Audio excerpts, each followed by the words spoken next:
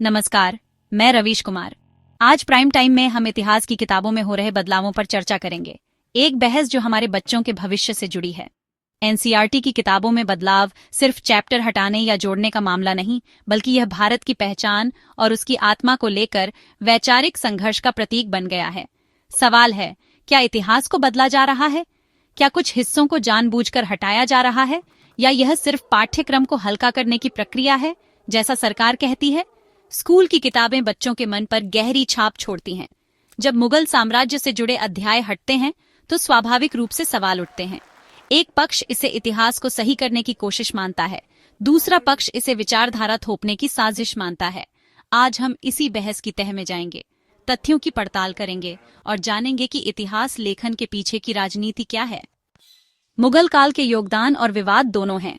एक तरफ इस दौर ने भारत को ताजमहल, लाल किला और अद्भुत कला संस्कृति दी। अकबर के प्रशासनिक सुधार, मनसबदारी प्रणाली और गंगा जमुनी तहजीब का विकास इसी समय हुआ।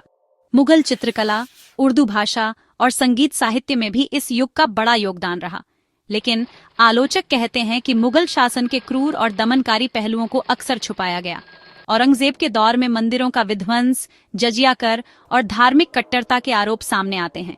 बाबर से लेकर औरंगजेब तक कई विवादित घटनाएं इतिहास में दर्ज हैं, जिन्हें लेकर आज भी बहस जारी है। यही दोहरापन, निर्माण और विनाश, सहिष्णुता और कट्टरता मुगल काल को बहस के केंद्र में रखता है।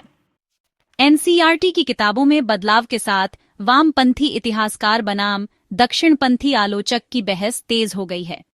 दक्षिणपंथी विचारकों का आरोप है कि वामपंथी इतिहासकारों ने मुगल काल का महिमा मंडन किया और धार्मिक कट्टरता को नजरअंदाज किया।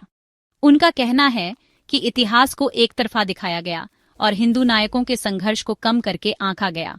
दूसरी ओर इतिहासकार कहते हैं कि उनका काम पेशेवर ऐतिहासिक पद्धति पर आधारित है, न कि किसी विचारधारा पर। वे तर्क देते हैं कि इतिहास को एक घटना या शासक के आधार पर नहीं, बल्कि समग्रता में देखना चाहिए।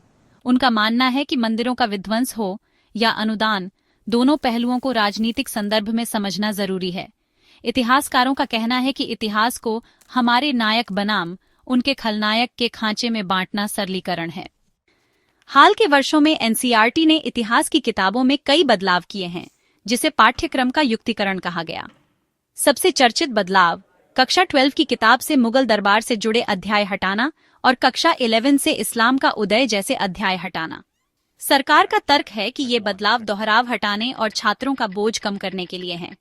आलोचक कहते हैं कि यह मुगल काल और विविधता से जुड़े अध्यायों को जानबूझकर हटाने की रणनीति है।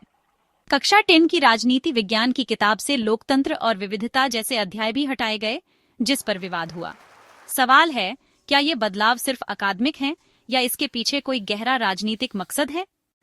एनसीईआरटी के बदलावों पर समाज दो ध्रुवों में बंटा है, सरकार और समर्थक बनाम विपक्ष, इतिहासकार और शिक्षाविद। सरकार का कहना है कि बदलाव छात्रों का बोझ कम करने और भारतीय दृष्टिकोण से इतिहास लिखने के लिए हैं। समर्थकों का तर्क है कि अब तक मुगल शासकों का महिमा मंडन हुआ, असली भारतीय नायकों को नजरअंदाज किया गया। वे इसे इतिहास का शुद्धिकरण मानते हैं, जिससे बच्चों में राष्ट्रीय गौरव जगे। आलोचक कहते हैं कि यह बदलाव सांप्रदायिकरण है, चुनिंदा अध्याय हटाकर एक संकीर्ण नैरेटिव थोपने की कोशिश। उनका डर है कि इससे छात्र अतीत की जटिलताओं को नहीं समझ पाएंगे और पक्षपाती ज्ञान मिलेगा। बहस राष्ट्रीय स्वाभिमान बनाम अकादमिक स्वतंत्रता की है और इसी के बीच बच्चों का भविष्य झूल रहा है। तो निष्कर्ष क्या है? इतिहास कभी सीधा या एक रंगा नहीं होता, यह जटिल और बहुप्रतीय है। मुगल काल में भव्यता भी थी और कट्टरता भी। संतुलित इतिहास दोनों पहलुओं को सामने रखता है।